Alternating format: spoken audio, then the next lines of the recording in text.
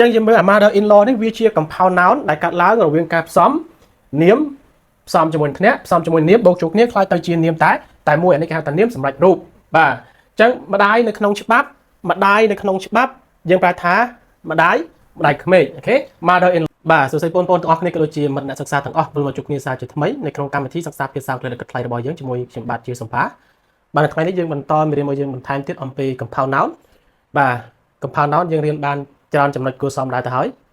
ប្រហែលជាមានបងប្អូនខ្លះមិនទាន់បានមើលពីចំណុចទី1មកឬក៏អាចនឹងមានបងប្អូនឬក៏មិត្តអ្នកសិក្សាខ្លះបានមើលហើយភ្លេចដោយសារតែបាទខ្ញុំមិនសូវជាបានដាក់វីដេអូអាចមួយថ្ងៃឬក៏ពីរថ្ងៃបានដាក់ម្ដងតែយ៉ាងណាសង្ឃឹមថាបងប្អូនទទួលបានប្រយោជន៍ពីវីដេអូដែលខ្ញុំបាទចែករំលែកបាទទោះជាតិចក៏ដោយច្រើនក៏ដោយបាទសង្ឃឹមថាបងប្អូនទទួលបានប្រយោជន៍ពីវាឥឡូវនេះយើងបន្តមេរៀនរបស់យើងបន្ថែមទៀតអំពី compound noun គឺជានាមមួយដែលផ្សំឡើងរវាងពាក្យពីរឬក៏ច្រើនជាងពីរคล้ายទៅជានាមតែមួយគេហៅថា compound noun ហើយនាមដែលកើតឡើងរវាងការផ្សំពាក្យពីរឬក៏ច្រើនជាងពីរនោះនាមនោះអាចបាទរក្សាន័យដើមអាចប្រាជ្ញាន័យដើម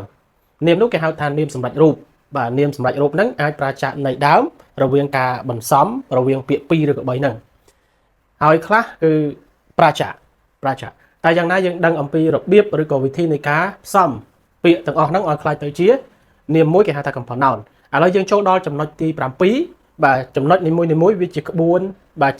ជាវិធីដែលយើងត្រូវចាំវាក្នុងការបង្កើតជា compound noun ឥឡូវយើងមើលចូលដល់ចំណុចទី7បាទចំណុចទី7នេះខ្ញុំលើកយកតែពាក្យទេពាក្យដែលផ្សំឡើងឬក៏នាមដែលផ្សំឡើងនោះទេខ្ញុំមិនបានលើកជាឧទាហរណ៍ទេដើម្បីកុំឲ្យវាវែងពេកតែយ៉ាងណានៅក្នុងនោះគឺយើងបាទរៀនអំពី vocabulary អូខេយើងរៀនអំពីវេយ្យាសព្ទឬក៏ពាក្យនឹងឯងអញ្ចឹងនៅក្នុងកម្មវិធីរបស់យើងនេះបើយើងផ្ដោតទៅលើការរៀនពាក្យរាប់ពាន់ពាក្យបើយើងផ្ដោតទៅលើប្រយោគរាប់ពាន់ប្រយោគហើយនៅក្នុងនោះលើសពីការរៀនពាក្យទៅទៀតបាទវាមានប្រយោគវាមានការវិភាគវាមានអីច្រើនក្នុងនោះប៉ុន្តែវាមិនសូវស៊ីជម្រៅដូចនៅក្នុងចំណុច advance របស់វាទេយ៉ាងណាខ្ញុំលើកយកតែចំណុចណាដែលជាចំណុចខ្លឹមនៅក្នុងមេរៀនរបស់យើងបាទឥឡូវយើងមើលចំណុចទី7នេះគឺ compound noun កើតឡើងរវាងការបន្សំរវាងនាមបូកជាមួយនឹង preposition អូខេ preposition បូកជាមួយនឹងនាម preposition គឺធ្នាក់ភាសាបាលីថាអយតនិបាតអញ្ចឹង compound noun នេះវាកើតឡើងរវាងការបន្សំនាមបូកជាមួយនឹង preposition បូកជាមួយនឹងធ្នាក់បូកជាមួយនឹងនាម3ពាក្យคล้ายទៅជាពាក្យតែមួយគេហៅថា compound noun តើបាទគេហៅថានាមផ្សំឬក៏សមាសនាមអាហ្នឹងយើងធ្លាប់បានរៀនច្រើនខ្សោយដែរហើយឥឡូវយើងមើលទៅតាមរូបមន្តនេះនៅកន្លែងនេះការពិតទៅគឺយើងបូកជាមួយនឹង hyphen ចន្លោះមួយនេះណា noun បូកជាមួយ hyphen បូកជាមួយនឹង preposition បូកជាមួយនឹង hyphen បូកជាមួយនឹង noun ប៉ុន្តែខ្ញុំដាក់បូកយកតែម្ដងនៅពេលដែលយើងសរសេរគឺយើងសរសេរ hyphen គឺសញ្ញាដកកណ្ដាលណា Okay so take a look at example example mother-in-law mother plus in plus law so mother is a noun and in here preposition and law is a noun. So noun plus preposition plus law become a new word which is called what? Compound noun here. So we got new word is mother-in-law. Okay, mother-in-law, what does it mean over there here? Okay, mother-in-law. Mother-in-law. បាទអញ្ចឹងយើងមើល mother-in-law នេះវាជា compound noun ដែលកាត់ឡើងរវាងការផ្សំនាមផ្សំជាមួយធ្នាក់ផ្សំជាមួយនាមបូកចូលគ្នាខ្ល้ายទៅជានាមតែមួយអានេះគេហៅថានាមសម្រាប់រូបបាទអញ្ចឹងម្ដាយនៅក្នុងច្បាប់យើងប្រើថាម្ដាយក្មេកអូខេ mother in law ចុះឪពុកក្មេកយើងដូរតែពាក្យ mother ដាក់ father មក father in law ចុះតាក្មេកបើតាយើងប្រើពាក្យអីគេ grandfather in law ចុះយាយក្មេកយើងដូរដាក់ពាក្យថា grandmother in law ណាគឺយាយក្មេកយើងដូរមកណាយើងដូរតាមបន្តិចខាងមុខនេះមកឥឡូវយើងមើលខាងក្រោមមួយទៀត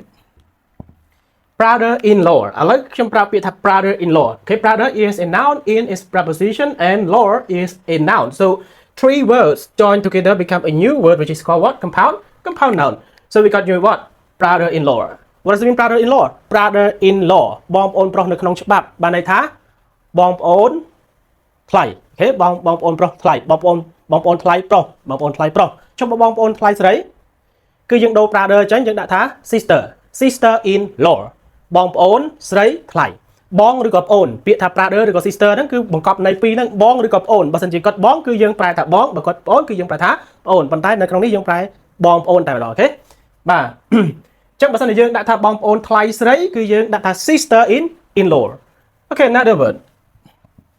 son in law okay son in law son is a noun in is preposition and law is a noun so son in law son what does it mean son is the opposite of son is daughter okay son យើងប្រែថាកូនប្រុសចុះកូនប្រុសនៅក្នុងច្បាប់ប្រែថាម៉េចកូនភាសាប្រុសចុះបើកូនភាសាស្រីបើកូនភាសាស្រីគឺយើងដូរដាក់ son ដាក់ទៅជា daughter okay daughter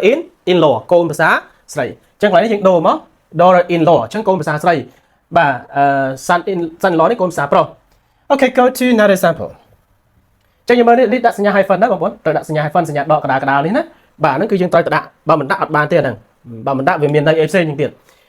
okay another example editor in chief editor in chief editor is a noun and in a preposition and chief is a noun ចឹងយើងមើល editor in chief នេះ three words okay join together become a new one which is called what compound noun okay we got what editor in chief editor គឺអ្នកបាទ edit ណា edit ហ្នឹងដល់ in chief chief នេះយើងប្រើតែប្រធានអញ្ចឹងប្រធាន edit បានន័យថានាយកនិពន្ធអូខេនាយកនិពន្ធគឺអង់គ្លេសថា editor in chief អញ្ចឹងយើងត្រូវចាំគ្នា editor ដាក់ hyphen មួយ preposition ហើយដាក់ hyphen មួយហើយយើងដាក់ chief មកណាចាំនេះ complete ណា complete ដាក់ hyphen ដល់ដាក់ hyphen រឿងផ្សេងបាទចានេះយើងប្រើថានាយកនិពន្ធអញ្ចឹងតែម្ដង okay another example commander in chief commander in chief commander គឺមេបញ្ជាការណា in chief ជាប្រធានណាចឹងយើងបានពាក្យថា commander in chief យើងប្រើថាមេបញ្ជាការអូខេមេបញ្ជាការអាហ្នឹងវាជា compound noun កើតឡើងរវាងការផ្សំបាទពីរឬក៏ច្រើនជាងពីរបាទនេះ3ពាក្យគេ commander in chief ចឹងបានជា compound noun មួយ okay another example attorney in law so attorney is a noun and in a preposition and law is a noun so we become a new one we got attorney in law attorney in law ហ្នឹងយើងប្រើថាមេធាវីណាមេធាវីអញ្ចឹងគឺពាក្យហ្នឹងគឺយើងប្រើថាមេធាវីតែម្ដងណាជា compound noun បាទយើងត្រូវសម្គាល់បែបហ្នឹង okay another example man of war so man plus war man is a noun and of a preposition and war is a noun so man of war got a new word is what man of war okay man of war អញ្ចឹងកន្លែងនេះអាចសរសេរបែបនេះក៏បានណាសរសេរ man of war okay man of war what does it mean man of war man of war យើងប្រើថា warship okay warship គឺនាវាចម្បាំងអូខេកប៉ាល់ចម្បាំងឬក៏នាវាចម្បាំងហៅថា warship ឬក៏ man of war អានេះបរោះសង្គ្រាមបាទពាក្យហ្នឹងវាមានការវិវត្តរបស់វាពីដើមឡើយអាហ្នឹងគេហៅថា man ហើយ o អត់មាន f ណា man war បានន័យថា soldier ប៉ុន្តែក្រោយមកទៀតវាវិវត្តទៅជា warship អញ្ចឹងទៅដើមឡើយវាជា soldier អូខេហើយនៅក្នុងចំណុចនេះផងដែរគឺខ្ញុំឲ្យចំណុចពិសេសមួយទៀតគឺថាអានេះវាខុសពីតម្រងបន្តិចណាគាត់តែយើងថែមមកកន្លែង to be នេះអញ្ចឹង pride to be យើងប្រើថានេះ pride to be អ្នកដែលនឹងខ្លាយទៅជាកន្លែងនេះបើយើងដាក់ថាកូនកំឡោះយើងប្រើថាអ្នកដែលនឹងខ្លាយទៅជាកូនកំឡោះបាទបើយើងចង់ដាក់កូនក្រមុំអង់គ្លេសថាម៉េចបាទ groom ឬក៏ bride groom ណាអញ្ចឹងអ្នកដែលនឹងខ្លាយទៅជាកូនកំឡោះអញ្ចឹងអ្នកដែលនឹងខ្លាយទៅជាប្អូនស្រីគេអូខេយើងដាក់ថា sister to be អញ្ចឹងបើនឹងខ្លាយទៅជាបងប្រុសគេបាទយើងដាក់ brother to be បាទអញ្ចឹងនេះជាលក្ខណៈពិសេសមួយដែរណាអូខេអញ្ចឹងនៅថ្ងៃនេះខ្ញុំមិនបានលើកជាឧទាហរណ៍ជូនទេយើងគ្រាន់តែលើកជាចំណុចនៃការបង្កើត compound noun ជា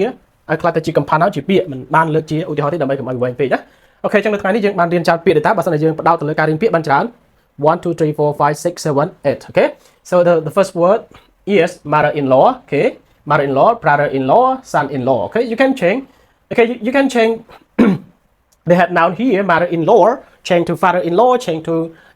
grandparents-in-law or grandmother-in-law grandfather-in-law okay brother-in-law you can change to sister-in-law son-in-law you can change to daughter-in-law okay editor-in-chief នាយកនិពន្ធអូខេនាយកនិពន្ធ commander-in-chief បាទមេបញ្ជាការ alternate-in-law មេធាវី man of war នាវាចម្បាំង bride to be អ្នកដែលនឹងខ្លាចទៅជាកូនកំឡោះអូខេអញ្ចឹងនៅថ្ងៃនេះតែប៉ុណ្្នឹងចោះបាទយើងរៀនពាក្យអញ្ចឹងសង្ឃឹមថាបងប្អូនអាចទទួលបានអ្វីចឹងពីការចែករំលែកអូខេ thank you for watching and see you next video okay bye bye